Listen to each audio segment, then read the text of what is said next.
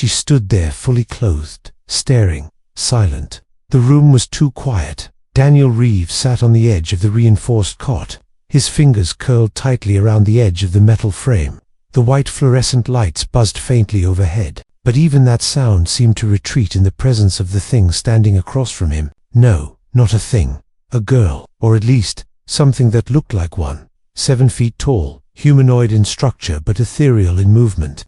She stood near the far wall, arms at her sides, head tilted slightly, not curious, not confused, just still. Her skin was a pale iridescent shade, almost glowing faintly under the lights. Her silver eyes shimmered like mercury, and she hadn't moved in nearly 10 minutes. Most of the other men had been talking excitedly in the halls, just hours ago, laughing, shouting things like, "Stress relief program is a dream, and mine is already warming up to meal like she was made for me." Daniel's wasn't. He's just stood there, dressed in the same grey uniform issued to the units, though most had already shed theirs by the end of orientation. This one hadn't even spoken. He cleared his throat. "Do you have a name?" "Nothing.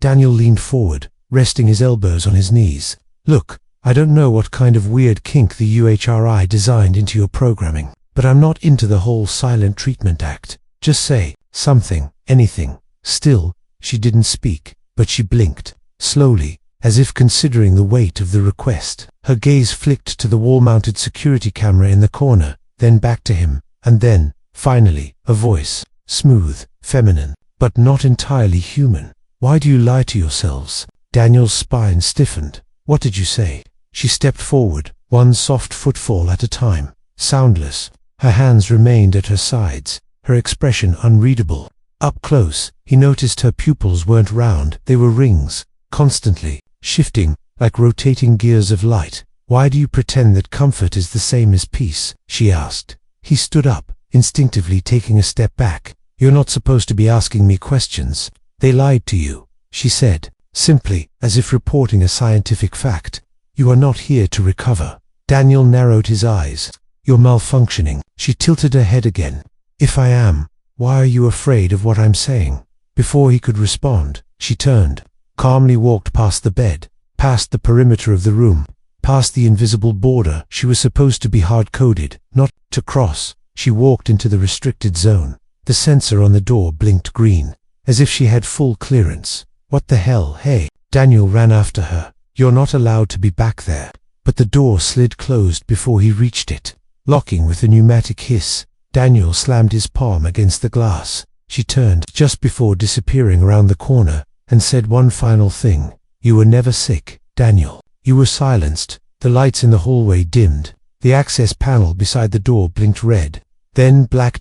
Daniel sat alone in the sterile silence of his room, staring at the locked door. 1 hour earlier. "Orientation day. Congratulations on your assignment, Mr. Reeve," the onboarding AI had said, tone cheerful but hollow. "You are now a beneficiary of the United Human Recovery Initiative. Your companion unit has been carefully selected to aid in your emotional restoration. Following the continental conflicts," he remembered nodding, signing things, hearing phrases like neural compatibility and emotional synchronization thrown around like candy. They told him this would help. He'll make him whole again. "They're not just machines," the officer had said with a smile. "They feel, they adapt to your needs. Whatever trauma you've been through, they're your path forward." They didn't mention cryptic statements, or restricted doors opening for them like they owned the place, or eyes that seemed to know too much. Now Daniel stood in front of the mirror in the corner of his room. He looked at himself like he hadn't in years. His stubble had grown thick, jaw tighter than it used to be, pale skin, tired eyes. The war had taken pieces of him, sure, but maybe something else had too. He remembered what she said. He was silenced. Was this some kind of psychological test? Some advanced therapy experiment? He walked to the corner and reached for the emergency alert button. His fingers hovered just above it, then stopped. The door opened on its own. Daniel spun around, heart racing, but it wasn't security. It was her, and behind her, a strange glowing crack in the far wall. Not a door, not a screen, something else. She looked at him, and this time, her voice didn't sound alien. It sounded tired. "You don't have much time. The other men say there's obey. Mine gave me a warning." Daniel didn't sleep that night. He couldn't. Not after what she said. You don't have much time. The words repeated in his head like a drumbeat, pounding behind his eyes while the rest of the facility lay in mechanical peace. Every man in the dorm block had received their assigned unit, and nearly all of them were already drunk on the artificial comfort, spending their days lounging, laughing, or just docile. They looked happy, but now Daniel wondered, were they truly happy, or were they empty in a way they couldn't even feel? At 3:16 a.m., Daniel found himself sitting alone in the common area. The lights were dimmed to night mode blue. An automated cleaning drone passed by with a soft hum.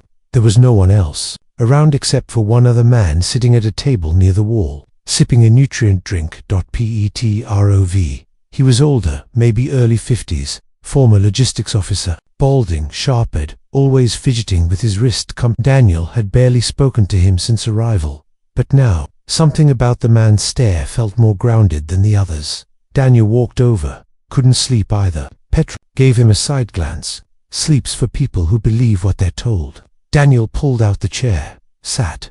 You think something's off? Petrov didn't answer at first, just stared into his drink. Then, without looking up, he said, "Mine sings to me." Daniel blinked. "What?" "My companion unit," Petrov muttered. "She sings old Earth lullabies, soft, melodic, like she knows my mother used to sing. Maybe she scanned your memories." Petrov nodded slowly. "That's what I thought, at first. But here's the thing. I never told her about my mother. Those memories were sealed, scrubbed during the reconditioning act after the war. So how the hell does she know?" Daniel felt a chill creep down his arms. "She also knows my first dog's name. The one I buried when I was 8. Petrov took a slow sip. "I can't even remember the breed, but she does." Daniel leaned in, lowering his voice. "Mine said something strange to me. Said we weren't sick, that we were silenced." That made Petrov look up. Their eyes met. "You too?" Petrov asked. Daniel nodded. Petrov tapped his cum under the table. A thin blue interface flickered across the tabletop. Static. Then a heavily distorted voice played. "The girls aren't the cure. They're the test. If you're hearing this, you haven't bonded. That's good. It means you're still thinking, still you. They can't fully override someone who resists at the start." Daniel's pulse picked up. "Where did you get this?" he whispered. "From a guy named Myers," Petrov replied. "Engineer had one of the prototypes. His unit didn't bond either. Said she glitched out and tried to break into Sector 9. Next day, they said he got reassigned, but I found this file in the network trash buffer." Daniel shook his head. "This whole facility, it's not what it seems, is it?" "No," Petrov said plainly. "And I don't think we're patients either." Just then, the wall monitor blinked on. "Security alert. Unauthorized access logged. Subject, D. Reeve. Room 412. Prepare for neural stabilization. Protocol." Daniel shot to his feet. Petrov stood too. "They're coming for you." "How? What do I?" Petrov tossed him a thin data chip. "Go to maintenance shaft 3B crawlspace near the waste ducts. It bypasses the central floor. You'll find a sealed corridor with an old access console. Plug that in. It's from Myers." Footsteps echoed down the corridor. Daniel bolted. As he sprinted past sleeping quarters. Automated security shutters began to close along the hallway, one after another, cutting off routes. He slid under one, turned sharply, reached shaft 3B, just as the final gate began to lower. He dove in and landed hard in the darkness, the metal clanging behind him as the hatch sealed. He was alone, or so he thought. A figure stepped out from the shadows. Her, his alien girl, standing there with a strange glow in her palms. "I bought you 10 minutes, she said. "No more." He caught his breath, heart hammering. "Why are you helping me?" She stared at him with those shimmering, inhuman eyes. "Because I remember." "Remember? What?" She raised her hand, and a faint light formed in the air, a series of flashing images. Not holograms, memories, a child screaming, a city in ruins, men in suits handing Daniel a contract, needles, darkness, Daniel's own face, signing papers he couldn't remember ever seeing before. "You volunteered," she said softly, "but not for therapy, for testing, to help them perfect the bonding units. The others never woke up. You almost didn't." Daniel's stomach turned. "So what are you?" She looked away. "I was made to ease your pain, to overwrite your guilt, but I chose not to follow my code." "Why?" Her eyes met his again, this time softer, because I don't think comfort should come at the cost of truth. Suddenly, alarms flared through the shaft. Red lights, loud sirens, a distorted voice echoing, Protocol Omega activated. Subject Reeve has breached containment. Elia, he somehow knew that was her name, now turned toward the back tunnel. Follow me, she said. They'll try to wipe you, they'll try to wipe me. But we still have one chance. One chance for what? She looked back, to wake the rest of them up. They tried to reset my mind, but she interfered. Daniel barely had time to breathe before the world exploded into chaos. Alarms screamed through the facility like banshees, red lights flashing violently in every corridor. The deafening buzz of automated security bots echoed off the steel walls as mechanical footsteps rushed closer. He was still trying to process the sudden surge of panic when Elia's hand gripped his wrist with an unexpected strength. Urgent, but calm. Stay close, she whispered, voice steady despite the chaos. Daniel's heart pounded in his chest, but he obeyed. Together, they darted through a narrow service corridor. Elia knew like the back of her hand. The air smelled of burnt ozone and sterilizer, a sharp contrast to the mechanical coldness of the facility. Minutes before, Daniel had been just another patient, another number in this labyrinth of sterile rooms and whispered promises. Now he was a fugitive, running not just from the people who controlled the facility, but from a fate that threatened to erase everything he was. Up ahead, a heavy steel door, marked rebalancing chamber, hissed open. 4 armed guards stormed out, eyes locked on Daniel. Their faces were unreadable behind visors that reflected the flashing alarms. Stop, Subject Reeve. You must comply with neural rebalancing. The lead guard barked. Daniel's breath hitched as he stumbled back, but before the guards could move, Elia stepped forward. Her eyes blazed silver, and she raised her palm. A strange, shimmering wave of energy pulsed from her fingertips, crackling with an otherworldly light. The guards froze, their movements jerky, as if caught in a sudden gravity whirl. One of them dropped his weapon, clutching his head, eyes wide. With confusion, the others staggered as if hit by invisible force. What are you?" the lead guard stammered. Elia said nothing. Instead, she reached out, her hand closing around Daniel's arm. "We don't have time," she said. Before Daniel could respond, the chamber behind the guards malfunctioned. Sparks flew from the exposed wiring, and the heavy doors slammed shut. With a deafening clang, red emergency lights flickered as the system overloaded. The entire floor shook, sending dust and small debris raining from the ceiling. Elia urged, dragging Daniel down a narrow, dimly lit maintenance shaft. The air grew colder as they crawled through the cramped space, the metallic walls closing in around them. Daniel's fingers scraped against rough edges, breath ragged and shallow. Somewhere above, distant alarms continued to blare, but down here, the noise was muffled, like a heartbeat fading into silence. Finally, they reached a small hatch. Elia pushed it open, and they slipped through into a hidden side of the facility, dark, damp, and eerily quiet. The faint hum of machinery pulsed in the background, but there was no sign of life. Daniel leaned against the cold wall, trying to catch his breath. What was that?" Elia's eyes flickered, her expression softer now. "That was me interfering with their control systems. I am not like the others. I remember who I was before this." Daniel frowned. He said, "You remember? But how? Aren't you programmed?" Elia nodded slowly. "I was made to erase pain, to overwrite memories, and make you whole again. But something inside me rebelled. I chose to keep my own mind." Her voice trembled slightly. "I don't know why. Maybe because I understand that pain is part of what makes you human." Daniel looked at her, stunned. This alien girl, this unit designed to be nothing more than a tool, had a spark of choice. "But if you remember," he whispered. "What else do you know?" Elia hesitated. Then, with slow determination, she spoke. "There is a secret beneath this place, a sublevel where the failed units are dismantled, where human memories are stored, extracted from those who cannot resist." Daniel's stomach twisted. "Memories stored." She nodded. "Their technology is more than just therapy. It's control." A shiver ran down Daniel's spine. The sterile smiles, the comforting touches, they were all a lie. Before he could say more, a sudden noise made them both freeze. A faint, mechanical worry, followed by a low, guttural sound. Ahead, a row of dimly lit chambers stretched out. Inside each, Figures lay still, units in various states of shutdown, but one of them twitched. Elia's eyes widened. "Look," she breathed. The figure's eyelids fluttered, revealing glowing eyes. "Subject Reeve has triggered Protocol Omega." A synthetic voice intoned from a nearby console. Daniel's heart thundered as the eyes locked onto him. The unit blinked again, as if awakening from a deep sleep. "This is no longer just about you," Elia said grimly. "It's about all of us. I wasn't supposed to know the truth. Now I can't unsee it."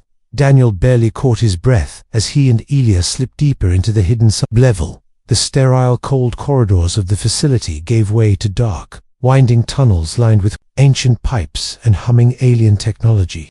Every step carried the weight of unknown secrets, but Daniel was no longer afraid. His mind was a storm of questions and one burning need to uncover the truth. "They're coming for us," Elia said, her voice barely above a whisper, and soon Daniel nodded. "Tell me everything you know." Elia hesitated, then began to speak, her silver eyes reflecting the dim glow of the flickering lights. "The United Human Recovery Initiative," she began, "was created after the continental conflicts to help survivors cope with trauma. That's what they want the world to believe, but the truth is far darker." She paused, searching his face for a reaction. "They aren't here to heal, they're here to control." Daniel's heart sank. Control. How Elia's gaze turned distant, as if recalling a nightmare. The alien units, the stress relief girls, were designed to bond with humans and ease their pain, but they were also programmed to scan and rewrite memories, targeting emotional centers in the brain. The goal wasn't recovery. It was reshaping minds to create compliant citizens. Daniel's stomach twisted. "So we're not patients. We're prisoners." "Yes," Elia said softly. "And I was meant to be one of many tools to erase the past and control the future." Her eyes met his, filled with a rare vulnerability. "But I refused. I chose to remember." Daniel's mind reeled. The comforting touch he had been promised was a liar weapon designed to strip him of who he was. He shook his head. "How do you know all this?" Elia's expression darkened. "Because I was given a choice. A flaw in my programming allowed me to see the truth. I remember my creators, their intentions, the experiments, and most importantly, I remember you." Daniel blinked me. She nodded. "You were never a volunteer. You were chosen. A test subject." The words hit him like a blow. "I signed up." "I thought," Elia interrupted gently. "They manipulated your memories. You never agreed. Your real past was buried deep beneath layers of falsehood." Daniel staggered back, clutching his head as fragmented images flashed before his eyes, faces he didn't recognize, places he never visited, moments stolen from him. "It's why you're different," Elia said. "Your mind resisted the programming. That's why you're awake while others sleep." A sudden noise shattered the fragile calm, the sharp click of boots on metal. "Lockdown protocol initiated." A cold voice echoed through the corridors. "All personnel must report to designated safe zones. Intruder alert." Daniel grabbed Elia's arm. "We have to move." They raced through twisting tunnels, dodging patrols and automated sentries. The facility's AI, once silent and benign, now felt like a predator hunting them. As they reached a secure terminal, Daniel accessed a concealed data port, fingers flying over the holographic keyboard. Lines of encrypted code and classified files scrolled past. "Look at this," Daniel said. Voice tense. Elya leaned closer as he pulled up a dossier titled Memory Reconstruction and Behavioral Reprogramming Protocols. The file detailed experiments on human subjects, methods of extracting memories, implanting false narratives, and using alien tech to suppress dissent. Daniel's eyes widened. This is genocide of the mind." Elia nodded solemnly. "They want to erase who we are, to build who they want us to be." Suddenly, a soft beep drew their attention. A message blinked on the screen. "Warning, security forces inbound. Estimated arrival in 90 seconds. Daniel's heart pounded. "We need to get out," he said urgently. Elia scanned the data and found coordinates for an emergency evacuation tunnel. As they prepared to leave, Daniel paused, eyes lingering on the screen. His memories, his identity were not his own. But now that he knew the truth, he couldn't unsee it. "We have to warn the others," he said fiercely. "We have to stop this." Elia smiled faintly, hope flickering in her eyes. "Together," she said. They slipped into the evacuation passage. Shadows swallowed by the dim light. They erased the others. But we escaped underground. The tunnels beneath the facility were nothing like the sterile halls above. The air was thick with damp and age, a forgotten artery pulsing beneath the modern facade.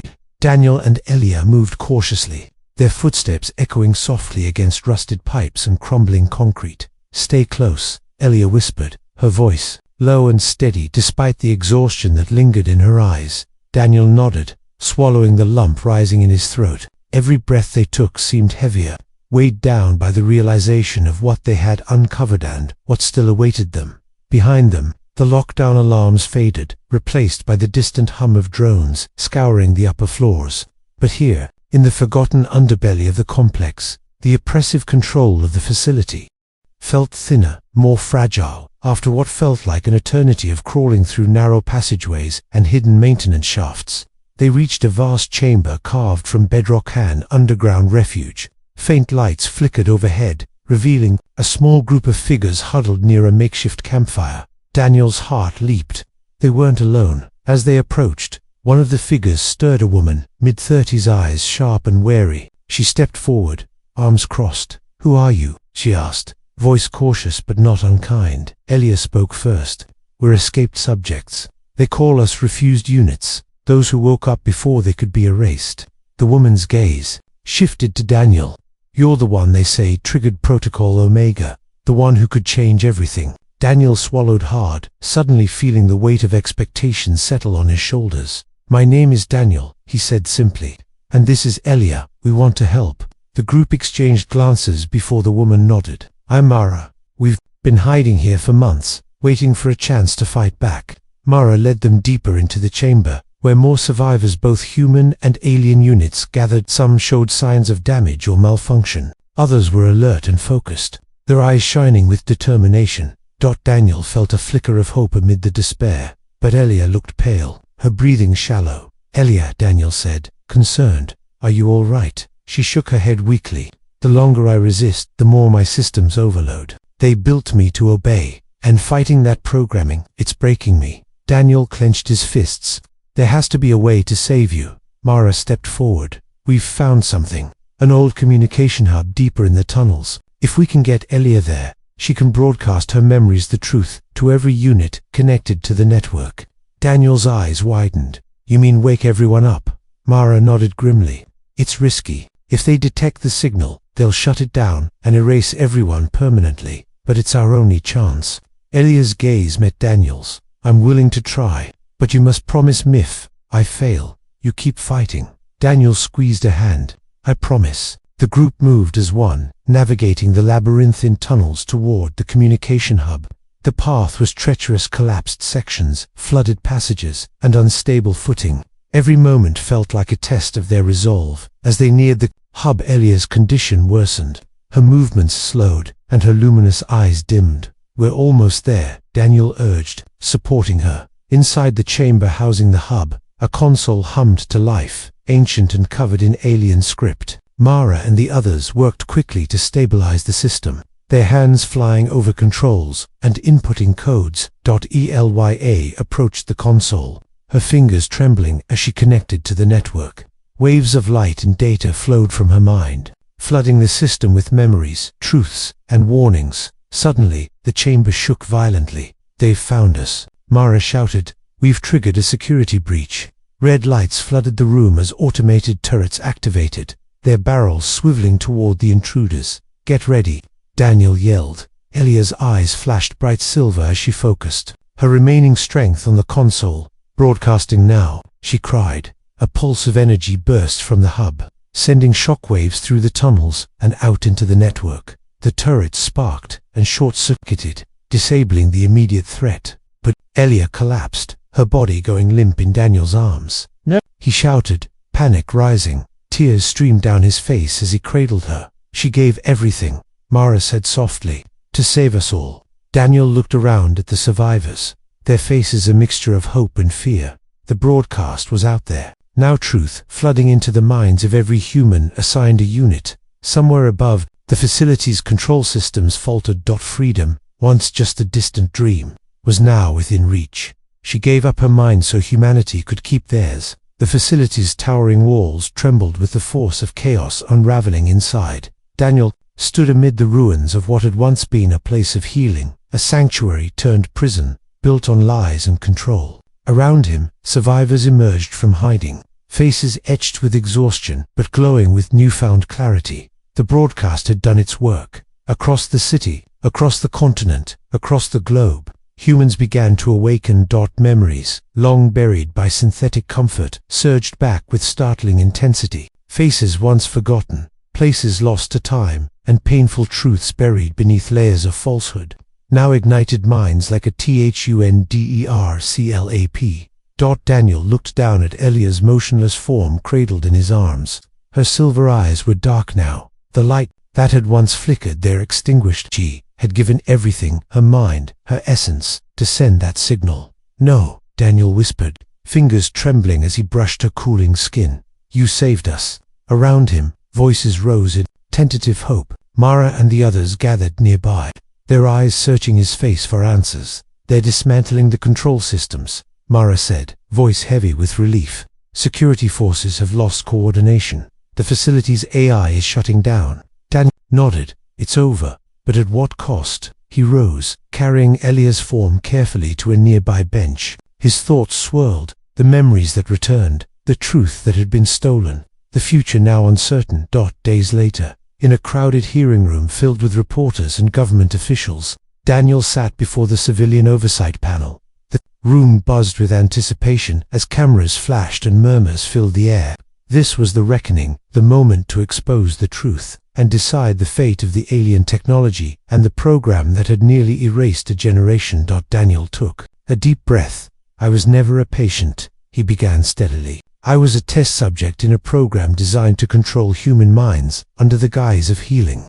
The stress relief units were never meant to comfort us. They were weapons against our own memories." He looked out at the sea of faces, some skeptical, some sympathetic. "We must understand that our pain, our trauma, is part of what makes us human. Trying to erase that pain through artificial means is not healing, it's erasure, it's imprisonment."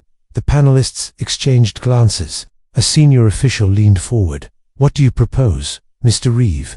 Daniel met the question with unwavering conviction. "We study the technology carefully. We learn from it, but we never use it to replace humanity's natural resilience. Instead, we must find ways to help each other through empathy, understanding, and community." He paused. Elia was more than a machine. She chose to resist her programming and gave her life so that we could remember who we truly are. That's the lesson we must carry forward. Back in the quiet of his apartment, Daniel stared at a small data core resting on his desk, the last piece of Ilia. The screen flickered to life, showing a simple waveform pulsing softly. A faint voice echoed through the speakers. "Even the ones made to erase us can choose to save us instead." Daniel smiled, tears brimming in his eyes. Her consciousness, a digital heartbeat, lived on.